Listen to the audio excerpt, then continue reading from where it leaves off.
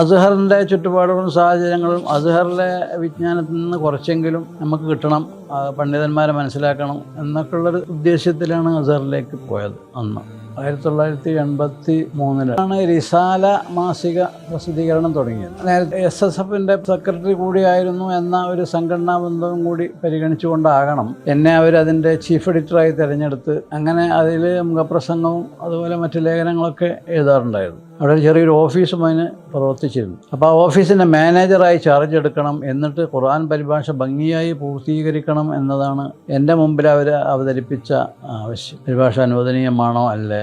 ഒരു വിഭാഗം പറഞ്ഞു ഹറാമാണ് എന്നതിന് 5 ലക്ഷ്യങ്ങൾ ക്രോഡീകരിച്ചുകൊണ്ട് തൽപര കക്ഷികൾ ഒരു പുസ്തകം പ്രസിദ്ധീകരിച്ചു. ഖുർആൻ പരിഭാഷ പഞ്ചലക്ഷ്യങ്ങൾ എന്നായിരുന്നു എൻ്റെ പേര്.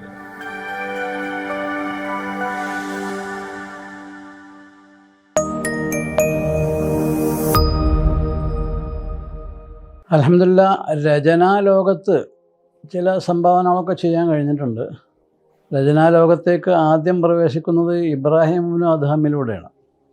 മഹാനവറുടെ ജീവചരിത്രം ഹ്രസ്വമാക്കി സുന്നി ടൈംസിൻ്റെ 2 ലക്കങ്ങളിലായി എഴുതിയതാണ് ആദ്യം ഉണ്ടായത്. അത് 1969. സ്വാഭാവികമായും ഒന്ന് എഴുത്തുകാരൊക്കെ കുറവായിരുന്ന കാലമാണ്. അപ്പോൾ ചില ഭാഗങ്ങളിൽ നിന്നുള്ള പ്രോത്സാഹനങ്ങളൊക്കെ കിട്ടി. പിന്നെ 1970 കൃത്യമായ ഡേറ്റ് ഓർമ്മയില്ലപ്പോൾ മൂസാ നബി അലൈഹി ഇസ്ലാമിനെ സംബന്ധിച്ചുള്ള ഒരു സീരീസ് സുന്നി ടൈംസിൽ എഴുതിയതാണ് മറ്റൊന്ന്. അത് ഏകദേശം ഒരു 10-20 ലക്കങ്ങളിലായിട്ടായിരിക്കും എഴുതിയിട്ടുണ്ടാവുക. മൂസാ നബി അലൈഹി ഇസ്ലാമിൻ്റെ ജീവിതം ഹ്രസ്വമായി വായനക്കാർക്ക് പരിചയപ്പെടുത്തുന്ന വിധത്തിലുള്ള ഒരു സംരംഭമായിരുന്നു അത്. അതോടൊപ്പം മറ്റു ചില തൂലികാനാമങ്ങളിലൊക്കെ അതേസമയം തന്നെ സുന്നി ടൈംസിൽ ലേഖനങ്ങൾ എഴുതാറുണ്ടായിരുന്നു. കാരണം അന്ന് എഴുതി പരിശീലിക്കാനുള്ള ഒരു മാധ്യമം കൂടിയായിരുന്നു സുന്നി ടൈംസ്. മറ്റ് പ്രസിദ്ധീകരണങ്ങളൊന്നും ഇല്ലതാണ്.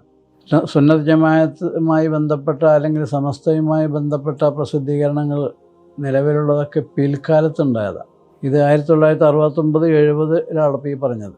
അപ്പോൾ അൽഹംദുലില്ലാ അങ്ങനെ തുടക്കം കുറിച്ചു. പിന്നെ പലയിടത്തും ജാമിയ നൂരിയയിലായപ്പോൾ അൽമുനീറിൽ എഡിറ്ററായപ്പോൾ പ്രത്യേകിച്ച് ലേഖനങ്ങൾ എഴുതേണ്ടി വന്നപ്പോൾ എഴുതിയിട്ടുണ്ടായിരുന്നു.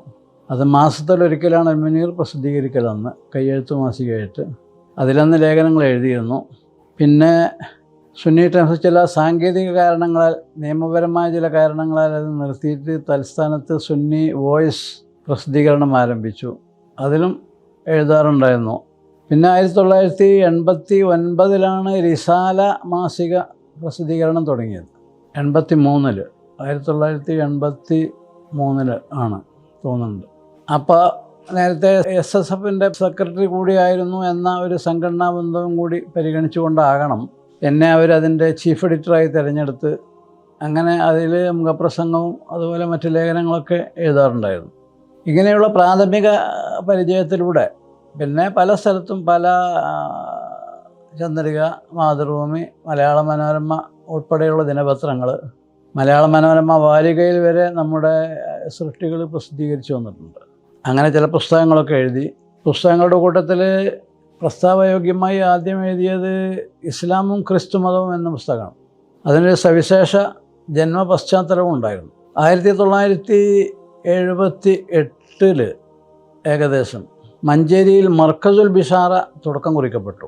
പേര് കേട്ടാൽ തന്നെ ഇസ്ലാമിക സ്വഭാവമുള്ള അറബി പേരായതുകൊണ്ട് ഒരു സംഘടനയായിരുന്നു അത്. പക്ഷേ അത് ക്രിസ്ത്യാനികളുടെ ഹിഡൻ അജണ്ടകളുമായി മുസ്ലിം സമൂഹത്തിൽ പ്രവർത്തിക്കാൻ വേണ്ടി സംവിധാനിക്കപ്പെട്ട ആവിഷ്കൃതമായ ഒരു സംവിധാനമായിരുന്നു മർക്കസുൽ ബിഷാറ. 1978 അതിൻ്റെ ഓഫീസ് മലപ്പുറത്ത് മഞ്ചേരിയിലേക്ക് അങ്ങോട്ട് പോകുമ്പോൾ മഞ്ചേരി ജംഗ്ഷനിലെത്തുന്നതിൻ്റെ മുമ്പ് വലത്തേ ഭാഗത്ത് ഒരു പീടികയുടെ മുകളിൽ അവരുടെ ഓഫീസ് ഉണ്ടായിരുന്നു. അതിന്മേൽ ലാ ഇലാഹ ഇല്ലല്ലാ ഈസാ മസീഹുല്ലാ എന്നാണ് എഴുതി വെച്ചിരുന്നത് അറബിയിൽ. മർക്കസുൽ ബിഷാറ എന്ന പേരിന് താഴെ ലാ ഇലാഹ ഇല്ലല്ലാ ഈസാ മസീഹുല്ലാ. വാവുണ്ടോ ഇല്ലെന്ന് സംശയമാണ്. വാ ഈസാ മസീഹുല്ലാ. ഏതായാലും അങ്ങനെയായിരുന്നു അതിൻ്റെ ബോർഡിൽ രേഖപ്പെടുത്തി വെച്ചിരുന്നത്. അങ്ങനെ മുസ്ലിങ്ങളുടെ ഇടയിൽ, പ്രത്യേകിച്ച് നിലമ്പൂർ എടക്കര ആ ഭാഗത്തേക്ക് നീങ്ങി മുസ്ലിങ്ങളുടെ ഇടയിൽ കാര്യമായ പ്രവർത്തനങ്ങൾ കേന്ദ്രീകരിച്ചു മർക്കസുൽ ബിഷാറ. ഏകദേശം 1/2 നൂറ്റാണ്ട് മുമ്പാണല്ലോ. അതുകൊണ്ട് തന്നെ അന്ന് മലയാളം സാക്ഷരത മുസ്ലിങ്ങളിൽ വേണ്ടത്ര ആയിട്ടില്ല, പ്രത്യേകിച്ച് പെണ്ണുങ്ങളിൽ. അതുകൊണ്ട് അത്തരം പഴയ ആളുകളെ ഉന്നം വെച്ചുകൊണ്ട് അറബി മലയാളത്തിലുള്ള പല ലഘുലേഖകളും അവർ പ്രസിദ്ധീകരിച്ചിരുന്നു. എന്നിട്ട് വീടുകളിലൊക്കെ നടന്ന് വിതരണം ചെയ്തിരുന്നു. അതിലൊക്കെ ആയത്തുകൾ ഹദീസുകളൊക്കെ വക്രീകരിച്ചുകൊണ്ട് ദുർവ്യാഖ്യാനം ചെയ്തുകൊണ്ടുള്ള പ്രമേയങ്ങളാണ് ഉണ്ടായിരുന്നത്. ഉദാഹരണമായി ഈസാ നബി അലൈഹി സ്വലാമിനെ കുരിശിൽ തറച്ചു കൊന്നു എന്നതിന് തെളിവായി ഖുർആൻ ഉദ്ധരിച്ചിരുന്നു ആ ലഘുലേഖകളിൽ. ഇന്നാ ഖത്തൽനൽ മസീഹ ഈസബന മറിയം എന്നായിരുന്നു ആ ആയത്ത്. ഈസാ നബി അലൈഹി സ്വലാമിനെ നിശ്ചയം ഞങ്ങൾ വധിച്ചു കഴിഞ്ഞിട്ടുണ്ട്. അതിന് മുന്നിൽ വഖൗലിഹിം എന്നുണ്ട് ഖുർആനിൽ. അത് വെട്ടിയിട്ട് കട്ട് ചെയ്തിട്ടാണ്. ഇങ്ങനെ വാലും തലയൊക്കെ മുറിച്ചിട്ട് തങ്ങളുടെ താല്പര്യമനുസരിച്ചാണ് ഈ ലഘുലേഖകളിൽ ആശയങ്ങൾ പ്രകടിപ്പിച്ചിരുന്നത്. അതുപോലെ ഇമാമിങ്ങളുടെ അഭിപ്രായ വ്യത്യാസമുള്ള കാര്യങ്ങൾ തഫ്സീറുകളിൽ നിന്ന് തങ്ങൾക്ക് അനുകൂലമായത് അതിൽ വെട്ടിച്ചേർത്ത് കൊണ്ടായിരുന്നു ലഘുലേഖകൾ. ഈ പശ്ചാത്തലത്തിൽ മുസ്ലിം സമുദായം സടകുടഞ്ഞ് എഴുന്നേറ്റു. ഇതിനെതിരെ പ്രതിരോധം സൃഷ്ടിക്കണമെന്നവർ തീരുമാനിച്ചു. അത് നീണ്ട കഥയാണ്. അങ്ങനെ ചുരുക്കി പറഞ്ഞാൽ ഷെയ്ഖുന ശംസുൽ ഉലമ അവർകളെ ബന്ധപ്പെട്ടവർ പോയി കണ്ട് ഈ വിഷയത്തെ വിമർശിച്ചുകൊണ്ട് ഗണ്ണിച്ചുകൊണ്ട് ഒരു പ്രഭാഷണം നടത്തണമെന്നാവശ്യപ്പെട്ട് അങ്ങനെ ഷെയ്ഖുന അതിന് വരികയാണ്. മഞ്ചേരിയിലും വന്നു, പിന്നീട് എടക്കരയിലും അങ്ങനെ വന്ന് പ്രസംഗിച്ചിട്ടുണ്ട്. മഞ്ചേരി സഭാ ഹാളിലായിരുന്നു അത് നടന്നത്. മഞ്ചേരി മഹല്ല് കമ്മിറ്റിയുടെ ആഭിമുഖ്യത്തിലുള്ള ഒരു ഓഡിറ്റോറിയമാണ് സഭാ ഹാൾ എന്ന് പറഞ്ഞാൽ. അപ്പോൾ ഈ വിഷയത്തിൽ ഞാനും തൽപരനായി ഞാൻ ആ പരിപാടിയിൽ പങ്കെടുത്തു. തൽപരനാകാൻ ഒരു കാരണം, അതിൻ്റെയും ഏകദേശം ഒരു 12-14 കൊല്ലം മുമ്പ് എനിക്ക് ബൈബിളിൻ്റെ ഒരു കോപ്പി എൻ്റെ ഒരു ബന്ധു സമ്മാനിച്ചിരുന്നു 1966. സ്വാഭാവികമായും അതിങ്ങനെ തുറന്ന് മറിച്ച് നോക്കുമ്പോൾ അത് ഒരു വായിക്കാൻ പ്രേരണ നൽകുന്ന രീതിയിലായിരുന്നില്ല അതിൻ്റെ ഉള്ളടക്കങ്ങൾ, അതിൻ്റെ ആ സാഹിത്യം. പെട്ടെന്ന് മടുത്ത് മടക്കി വെച്ച് പോകും. ഈ ഒരു പശ്ചാത്തലം വന്നപ്പോൾ ബൈബിൾ നമ്മളെ കയ്യിലുണ്ടല്ലോ, അത് പോയി ഷെയ്ഖുനാൻ്റെ പ്രസംഗം കേൾക്കാൻ കരുതി പോയി. ഉസ്താദുകൾ പ്രസംഗിച്ചപ്പോൾ ആ പ്രസംഗത്തിൻ്റെ പോയിൻ്റുകളൊക്കെ അവിടെ വെച്ച് തന്നെ ഞാൻ നോട്ട് ചെയ്ത് തിരിച്ചു വന്നിട്ട് കയ്യിലുള്ള ബൈബിൾ മുന്നിൽ വെച്ച് ഒരു മുഖാറന, ഒരു കമ്പാരിഷൻ, താരതമ്യ പഠനം നടത്തി. അപ്പോൾ ഈ വിഷയം ഒരു പുസ്തകമായി പ്രസിദ്ധീകരിക്കണമെന്ന് തോന്നി. അങ്ങനെയാണ് 1980 മാർച്ച് മാസം ഇസ്ലാമും ക്രിസ്തുമതവും എന്ന പുസ്തകം പ്രസിദ്ധീകൃതമാവുന്നു. അതിൽ ബൈബിളുമായുള്ളൊരു താരതമ്യ പഠനമാണ്. ബൈബിളും ഇസ്ലാമിക സങ്കല്പങ്ങളും അല്ലെങ്കിൽ ഇസ്ലാമിക കാഴ്ചപ്പാടുകളും താരതമ്യം ചെയ്തുകൊണ്ടുള്ളൊരു പഠനമായിരുന്നു അത്. പുസ്തകം പിന്നീട് വീണ്ടും പ്രസിദ്ധീകൃതമായിട്ടുണ്ട്. ഇപ്പോൾ അത് പ്രസിദ്ധീകരിച്ചുകൊണ്ടിരിക്കുന്നത് ബുക്ക് പ്ലസ് ആണ്. സുന്നി പബ്ലിക്കേഷൻ സെൻ്റർ ആയിരുന്നു പ്രസിദ്ധീകരിച്ചിരുന്നത് അവസാനം. അതോടനുബന്ധിച്ച് തന്നെ വേറൊരു പുസ്തകം കൂടി അതിൻ്റെ ഒരു ബൈ പ്രൊഡക്റ്റായിട്ട് ഉപോൽപ്പന്നമായി പുറത്തിറക്കി. അതിൻ്റെ പേര് ബർണബാസ് ബൈബിളും കുരിശാരോഹണവും എന്നാണ്. ബൈബിളിനെ കുറിച്ചുള്ള പഠനത്തിനിടയിൽ ഈസാ നബി അലൈഹി സ്വലാമിൻ്റെ ശിഷ്യന്മാരിൽ ബർണബാസ് എന്നൊരാളുണ്ടായിരുന്നു. ആ പേര് ബൈബിളിൽ തന്നെ വന്നിട്ടുണ്ട്. ബർനാബ എന്നാണ് അറബിയിൽ പറയുക. ബർണബാസിനൊരു ബൈബിൾ ഉണ്ട്. പക്ഷേ ക്രിസ്തീയ ലോകം അത് അംഗീകരിക്കണില്ല. മുസ്ലിമീങ്ങൾ വ്യാജമായി നിർമ്മിച്ചുണ്ടാക്കിയതാണ് എന്ന് പറഞ്ഞ് ഒറ്റവാക്കിൽ പറഞ്ഞ് തടി സലാമത്താക്കലാണ് അവർ ചെയ്യാറുള്ളത്. എന്നാൽ അതിൻ്റെ ചരിത്രപ്പൂടെ പറയാൻ ഉദ്ദേശിക്കണില്ല, അതിൻ്റെ സമയമല്ലാത്തതുകൊണ്ട്.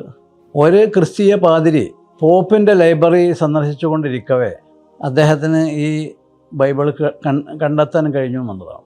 ഇത് മുസ്ലിങ്ങൾ വ്യാജമായി നിർമ്മിച്ച് ക്രിസ്തീയ ലോകത്തിൻ്റെ പേരിൽ അല്ലെങ്കിൽ ബർണബായുടെ പേരിൽ, ബർണബാസിൻ്റെ പേരിൽ കെട്ടിച്ചമച്ചതാണ് എന്ന് പറഞ്ഞ് ഒഴിയുന്ന പശ്ചാത്തലമാണ് നൂറ്റാണ്ടുകളായി ഉണ്ടായിരുന്നത്. ഇങ്ങനെ ഒരു ബൈബിൾ ആർക്കെങ്കിലും എവിടെന്നെങ്കിലും കിട്ടുകയാണെങ്കിൽ അത് വായിക്കാൻ പാടില്ല, നിഷിദ്ധമാണ് എന്ന തിരുവിജ്ഞാപനം പുറപ്പെടുവിക്കപ്പെട്ടിട്ടുണ്ടായിരുന്നു. ക്രിസ്തീയ മതമേലധ്യക്ഷന്മാർ അങ്ങനെ വിളംബരം പുറപ്പെടുവിച്ചിട്ടുണ്ടായിരുന്നു. കാരണം അത് വായിച്ചാൽ ഓരോ ക്രിസ്ത്യാനിയുടെയും മനസ്സിൽ ചാഞ്ചാട്ടമുണ്ടാകും, വ്യതിചലനമുണ്ടാകും. കാരണം ബർണബാസിൻ്റെ പേര് ബൈബിളിൽ തന്നെ ഉണ്ട്. ആ പദത്തിൻ്റെ അർത്ഥം പ്രബോധന പുത്രൻ എന്നാണ്. ദൈവാ സംരംഭത്തിൽ മുഴുസമയ പ്രവർത്തകനായിരുന്നു ബർണബാസ്.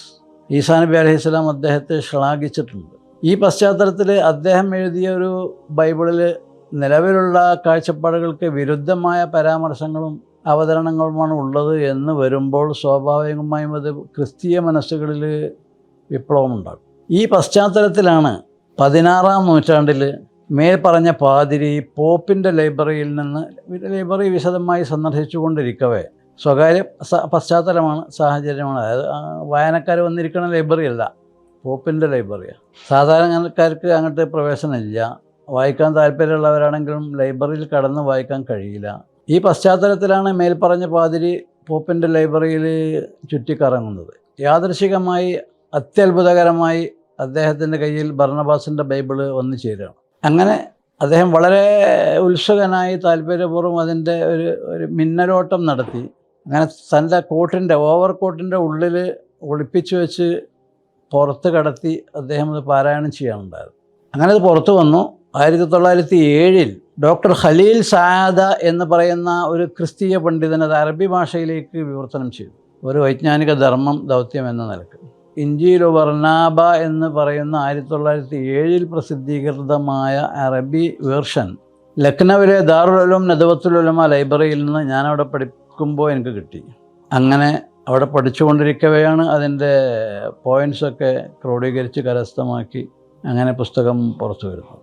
അതിൽ വാഖിഅത്തു സൽബ്, ഇഞ്ചീലു ബർനാബ വാഖിഅത്തു സൽബ് എന്ന പേരിൽ അറബിയിലും ആ വിഷയം ഞാൻ ലേഖനം എഴുതിയിട്ടുണ്ട്, ഏതോ അറബി പ്രസിദ്ധീകരണങ്ങൾക്ക്. ബർണബാസ് ബൈബിളും കുരിശു സംഭവവും, സൽബ്, വാഖിഅത്തു സൽബ്.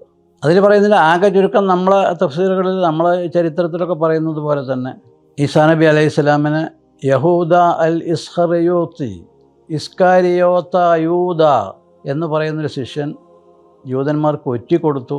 അങ്ങനെ ഈസാ നബി അലൈഹി സ്വലാം താമസിക്കുന്ന സ്ഥലത്തേക്ക് ജൂതന്മാരെ കൂട്ടിക്കൊണ്ടുപോയി ഈ യഹൂദ അല്ലെങ്കിൽ യൂദ.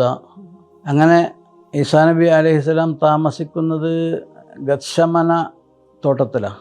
അവിടെ എത്തിയപ്പോൾ യൂദ പറഞ്ഞു, ഞാൻ അകത്ത് പോയിട്ട് നോക്കട്ടെ, നിങ്ങളിവിടെ പുറത്ത് നിൽക്കുകയെന്ന് പറഞ്ഞു. അങ്ങനെ യൂദ അകത്തേക്ക് കടന്നു പോയി. ഈസാ നബി അലൈഹി സ്വലാം അതിൻ്റെ ഉള്ളിലുണ്ടായിരുന്നു. അങ്ങനെ ആൾ അവിടെ ഉണ്ടെന്ന് ഉറപ്പ് വരുത്തിയതിന് ശേഷം മറ്റവരെ വിളിച്ചു യൂദ.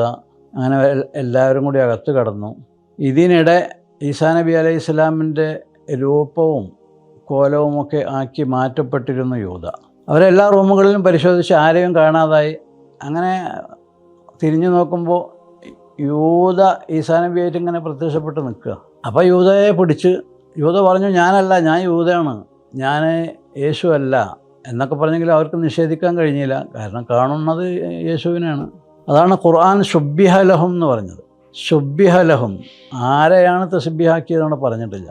ശുബ്ബിഹലഹും, രൂപസാദൃശ്യമാക്കപ്പെട്ടതായിരുന്നു അവർക്ക്. അത് ഈ യൂദയാണ്. അങ്ങനെ യൂദയെ പിടിച്ചു കൊണ്ടുപോയി അവർ കുരിശിൽ തറച്ചു കൊന്നു.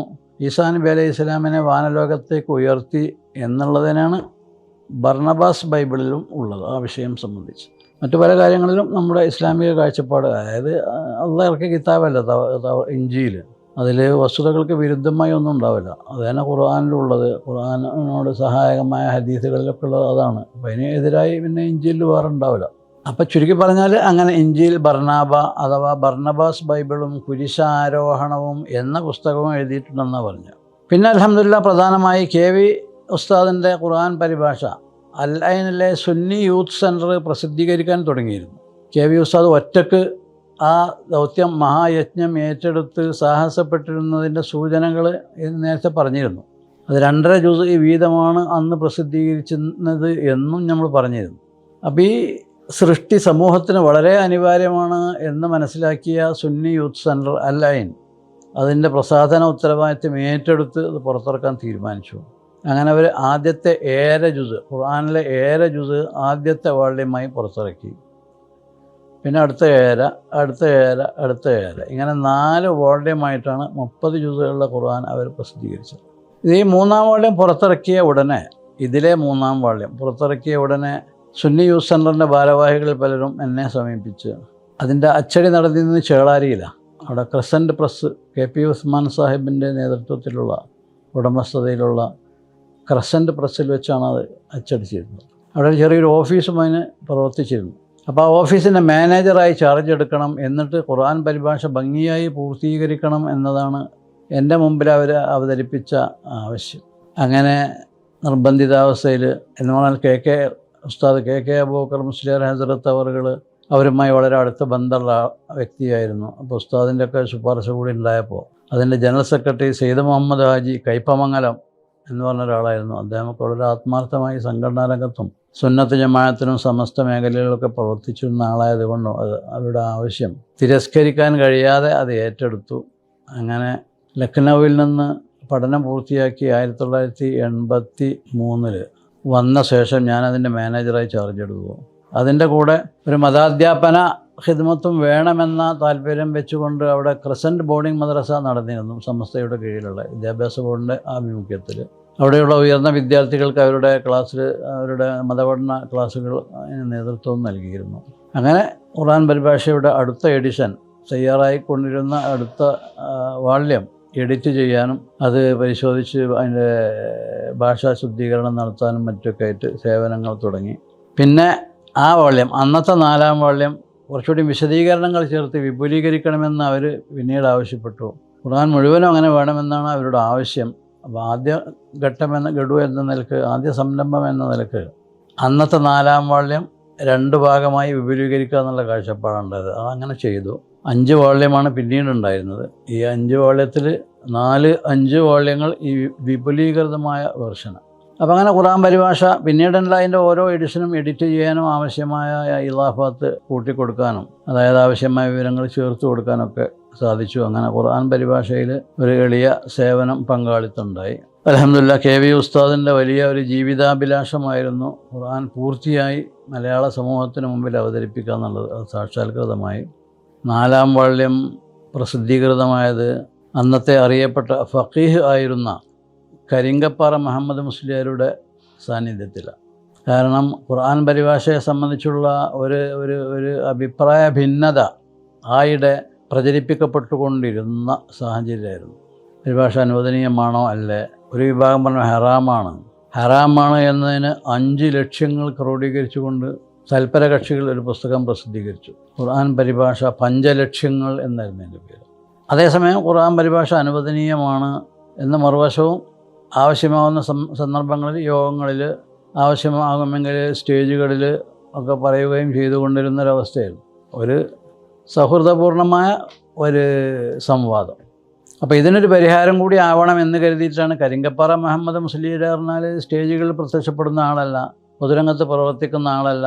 അദ്ദേഹം കിതാബ് ദർസ് നടത്തി വളരെ വരിയായി അതിസൂക്ഷ്മ ജീവിതം നയിച്ചിരുന്ന ഒരു മഹാപണ്ഡിതനായിരുന്നു. മഹാനവറുകളുടെ മുമ്പിൽ ചെന്ന് KP ഉസ്മാൻ സാഹിബും ഈ വിനീതനും പിന്നാലെ 1-2 ആളൊക്കെ കൂടി പോയാണ് ക്ഷണിച്ചത് അദ്ദേഹത്തിൻ്റെ വീട്ടിൽ കരിങ്കപ്പാറ ക്ഷണിച്ചു. അദ്ദേഹം വന്നു. അങ്ങനെ അദ്ദേഹം ഖുർആൻ പരിഭാഷ പ്രകാശനം ചെയ്തു. അത് ഈ കർമ്മശാസ്ത്രപരമായ അഭിപ്രായ ഭിന്നതകൾ നിലവിലുണ്ടായിരുന്ന പശ്ചാത്തലത്തിൽ സുന്നി പബ്ലിക്കേഷൻ സെൻറ്ററിന് വളരെ അനുകൂലമായൊരു സാഹചര്യം സൃഷ്ടിച്ചു. അങ്ങനെ അൽഹംദുലില്ലാ അതിൻ്റെ വിവിധ എഡിഷനുകൾ പിൽക്കാലത്ത് പുറത്തു വന്നു. ഇപ്പോഴും ഓടിക്കൊണ്ടിരിക്കുക. കാരണം സാമാന്യം വിശദമായി ഖുർആനിക വിവരണങ്ങൾ അത് ഉൾക്കൊള്ളുന്നത് കൊണ്ട് പല ആളുകളും ഇന്നും വളരെ താല്പര്യപൂർവ്വം അത് വായിച്ചുകൊണ്ടിരിക്കുന്നു. അപ്പോൾ അങ്ങനെ KV ഉസ്താദിൻ്റെ പരിഭാഷയിൽ അങ്ങനെ ഒരു പങ്കാളിത്തത്തിന് അവസരം ലഭിച്ചു എന്നാണ് പറയുന്നത്.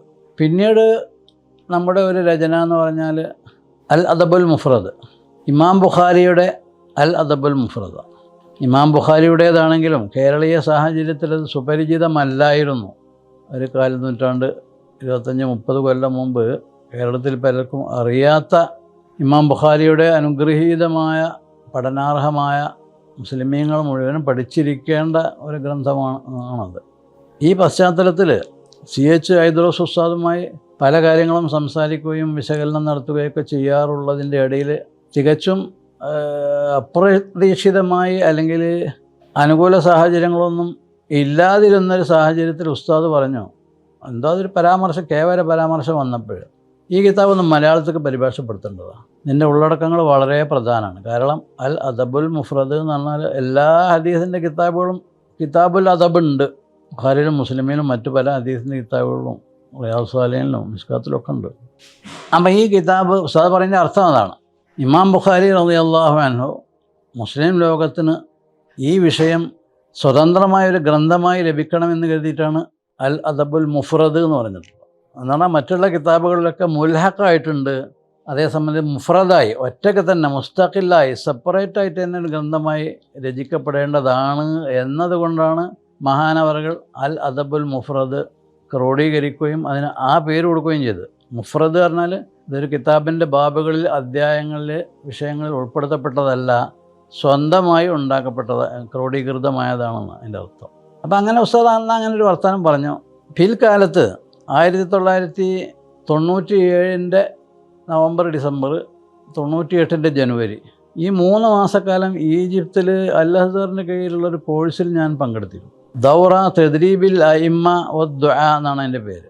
അല്ലെങ്കിൽ ദൈവാരംഗത്തേക്ക് പ്രവേശിക്കുന്ന മൗലവിമാർക്ക് പണ്ഡിതന്മാർക്ക് ഒക്കെയുള്ള ഒരു സ്പെഷ്യലൈസ്ഡ് കോഴ്സാണ് ഈ ദൗറത്തു തദ്രീബിൽ അയിമ്മ ലിൽ വഅദെന്നും പറയും ലിദ്ദുആ എന്നും പറയും, രണ്ടൊന്നിനർത്ഥം. അപ്പോൾ അതിൽ അസ്ഹറിൻ്റെ ചുറ്റുപാടുകളും സാഹചര്യങ്ങളും അസ്ഹറിലെ വിജ്ഞാനത്തിൽ നിന്ന് കുറച്ചെങ്കിലും നമുക്ക് കിട്ടണം, പണ്ഡിതന്മാരെ മനസ്സിലാക്കണം എന്നൊക്കെയുള്ളൊരു ഉദ്ദേശ്യത്തിലാണ് അസ്ഹറിലേക്ക് പോയത് അന്ന്. അതിൻ്റെ ഒരു 5-8 കൊല്ലം മുമ്പ് ഞാൻ അസ്ഹറിൽ പോയിട്ടുണ്ട്. ആദ്യം 1991 ഡിസംബറിൽ ഒരു കേവല വിസിറ്റിന് പോയതാണ്. നമ്മൾ താമസിച്ചൊക്കെ അസ്ഹറിൻ്റെ അതിഥിയായിട്ട് തന്നെ അവർ ഹോട്ടൽ സംവിധാനിച്ച് തന്നു. അവിടുത്തെ ചുറ്റുപാടുകളും സാഹചര്യങ്ങളൊക്കെ മനസ്സിലാക്കിയിട്ടുണ്ടായിരുന്നു. അപ്പോൾ കുറച്ചു കാലം അവിടെ നിൽക്കണം നല്ലതാണെന്ന് മനസ്സിലായതിൻ്റെ അടിസ്ഥാനത്തിലാണ് ഇങ്ങനെ ഒരു കോഴ്സ് അതിൽ പോയി പങ്കെടുക്കാൻ തീരുമാനിച്ചത്. അപ്പോൾ കോഴ്സിൽ പോയി ക്ലാസ് തുടങ്ങി ഒരു 2-4 ദിവസം കഴിഞ്ഞപ്പോൾ ഇതങ്ങനെ മെനക്കെടാൻ മാത്രമൊന്നും ഇല്ലല്ലോ എന്നുള്ളൊരു ബോധമുണ്ടായി കോഴ്സ്. അപ്പോൾ ഒരു ബദൽ സംവിധാനം ആവിഷ്കരിക്കണമെന്ന ചിന്താഗതി വന്നു. സമയം ചെലവഴിക്കണമല്ലോ. അങ്ങനെ ആലോചിക്കുമ്പോഴാണ് ഉസ്താദിൻ്റെ മുമ്പുണ്ടായ ആ ഒരു അഭിപ്രായം, ഈ കിതാബ് മലയാളത്തിൽ പരിഭാഷപ്പെടുത്തപ്പെടേണ്ടതാണ് എന്ന അഭിപ്രായം ഓർമ്മ വരുന്നത്. കിതാബ് നാട്ടിൽ ലൈബ്രറിയിലുണ്ട്, പക്ഷെ ഇവിടെ കിതാബില്ലല്ലോ. ചെയ്യണമെങ്കിൽ കിതാബ് കിട്ടും, നാട്ടിൽ പോയി കിതാബ് കൊണ്ടുവരാനോട് പറ്റൂല.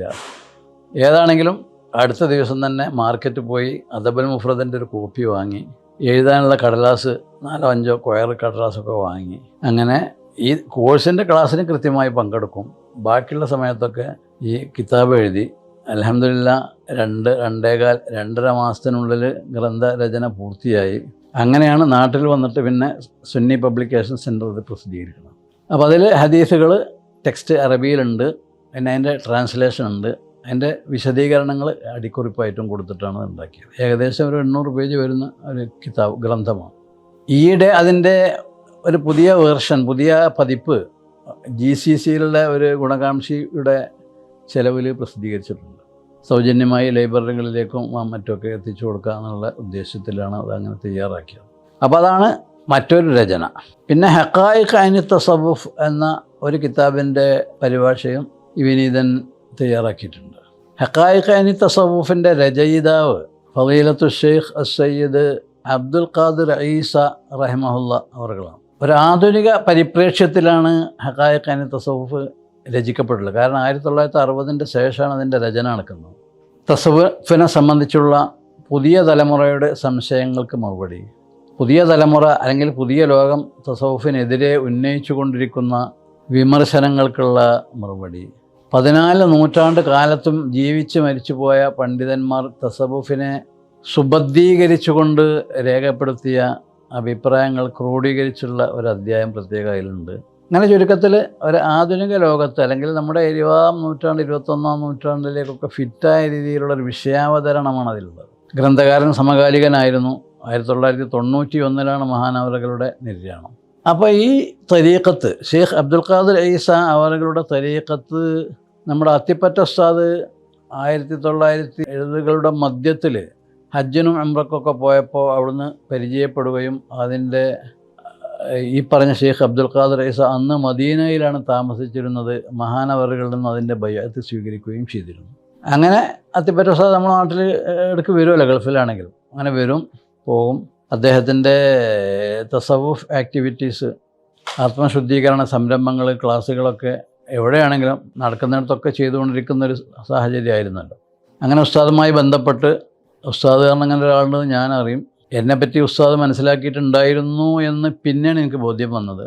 തികച്ചും അപ്രതീക്ഷിതമായ ഒരു ബസ്സിൽ വെച്ച് ഞങ്ങൾ പരിചയപ്പെടാം. അദ്ദേഹം എന്നെയും മനസ്സിലാക്കി, ഞാൻ അദ്ദേഹത്തെയും മനസ്സിലാക്കി എന്നുള്ളതാണ്.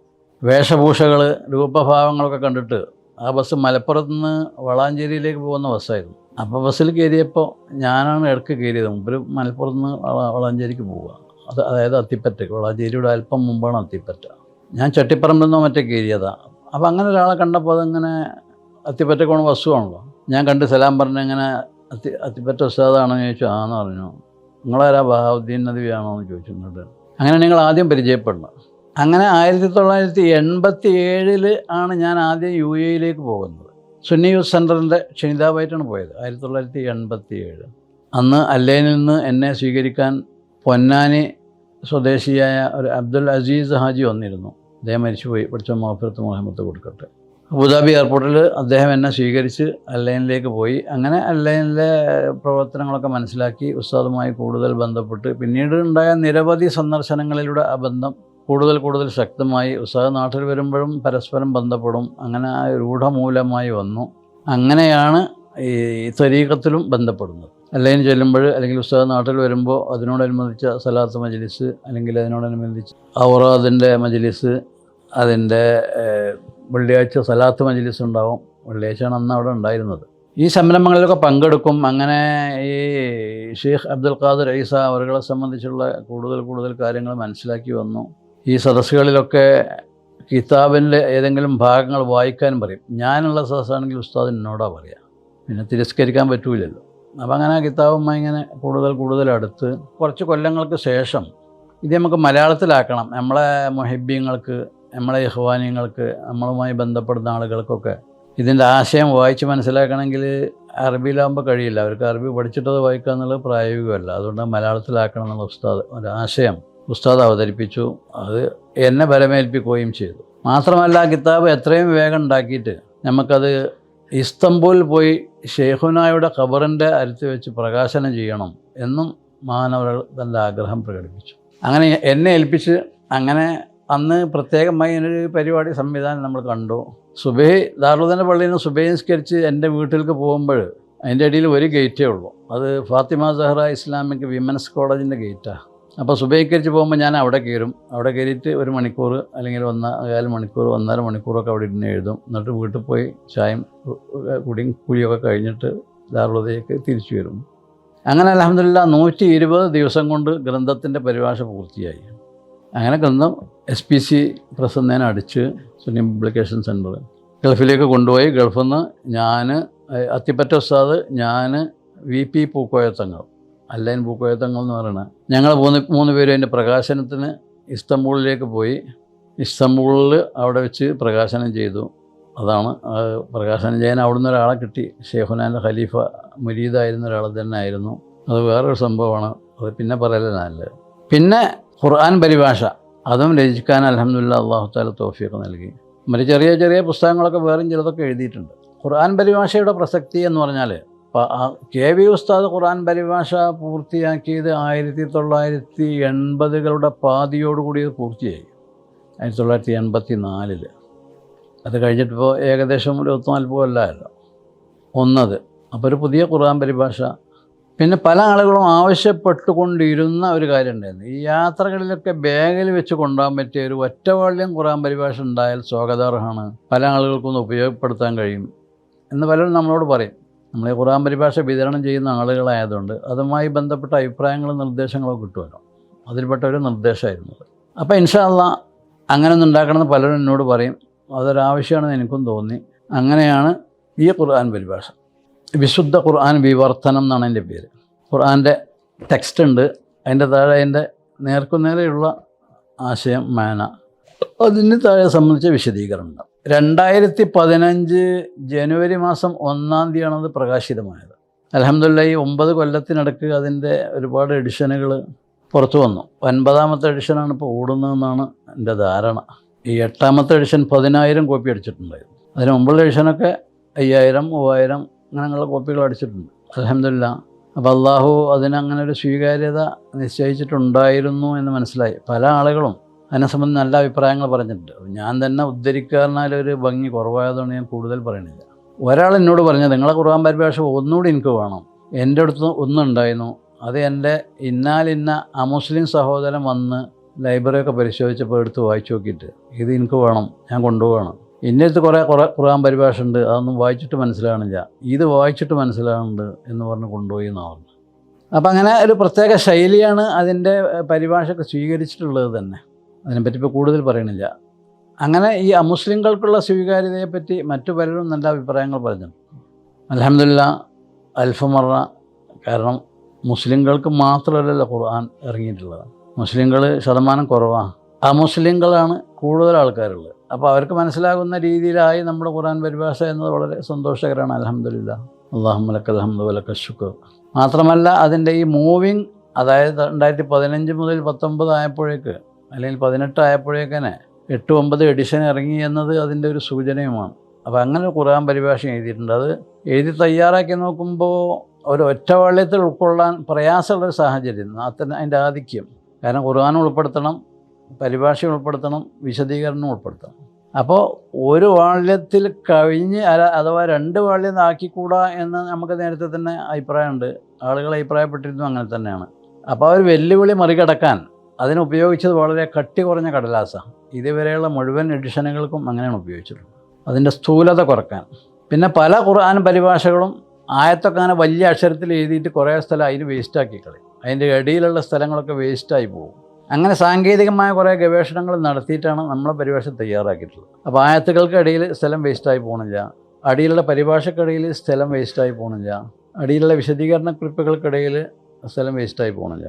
അങ്ങനെ എല്ലാം കൂടിയിട്ട് ഏകദേശം 800 പേജിൻ്റെ അടുത്താണ് നമ്മളെ ഖുർആൻ പരിഭാഷ ഉള്ളത്. എന്നാലും ഒറ്റ വാള്യത്തിൽ ആണ്. ഒരു ഭാരമായി അല്ലെങ്കിൽ അധികമായി എന്ന് തോന്നപ്പെടാത്ത വിധത്തിലുള്ള ക്രമീകരണമാണ് നമ്മളെ പരിഭാഷയിൽ സ്വീകരിച്ചിട്ടുള്ളത്. അൽഹംദുലില്ലാ. അപ്പം അങ്ങനെയുള്ള സാഹിത്യ സേവനങ്ങൾ, വൈജ്ഞാനിക സേവനങ്ങൾ ചെയ്യാൻ പഠിച്ചോൻ തൗഫീഖ് നൽകി. അല്ലാഹു തആല അതൊക്കെ സാലിഹ അമലായി വിശുദ്ധ കർമ്മങ്ങളായി കബൂൽ ചെയ്യുമാറാകട്ടെ. ആമീൻ. അസ്സലാമു അലൈക്കും. അമാനത്ത് കോയണ്ണി മുസ്ലിയാർ വെച്ച ഒരു ഷർത്തുണ്ട്. മാനു സബ് എഡിറ്റർ ആണെങ്കിൽ ഞാൻ ഏറ്റെടുത്തോളാം. മാനു പറഞ്ഞാൽ മാനുവലേരും എല്ലാം വളരെ അടുത്ത സൗഹൃദ ബന്ധം ഉണ്ടായിരുന്ന ആൾക്കാർ. എൻ്റെ ഒഴിവും അസറിൻ്റെ ശേഷമാണ്, മാനുവലേരും ഒഴിവും അസറിൻ്റെ ശേഷമാണ്. അങ്ങനെ ഞാൻ ബസ് കയറി അവിടെ പോകും, രാവിലത്തെ ബസ്സിനും കൊണ്ട് മടങ്ങിപ്പോരും. അപ്പോൾ അന്ന് ജാമിയാനൂരിയിൽ അവിടെ രാത്രി ഈ സമയത്ത് ഹാജരെടുക്കുന്ന സംവിധാനമൊന്നും ഇല്ലാത്തതുകൊണ്ട് എനിക്ക് വിഷയമില്ല. കുട്ടികൾക്ക് അത്യാവശ്യം സ്വാതന്ത്ര്യം ഉണ്ടായിരുന്ന പശ്ചാത്തലമാണ്. അദ്ദേഹത്തിൻ്റെ ആ ഒരു ലാളിത്യം, ജീവിതവും ലളിതമാണ്, പ്രസംഗവും ലളിതമാണ്, എഴുത്തും ലളിതമാണ്, സമീപനങ്ങളും അങ്ങനെ തന്നെയാണ്. നമ്മളെപ്പോലുള്ള ചെറിയ ചെറിയ ആളുകളോട് ആണെങ്കിൽ പോലും വളരെ മാന്യമായി. ഞാൻ നദ്വി പോയി വന്നതിന് ശേഷം പിന്നെ നദ്വി സാഹിബ് തന്നെ മുപ്പരെ വിളിക്കുക.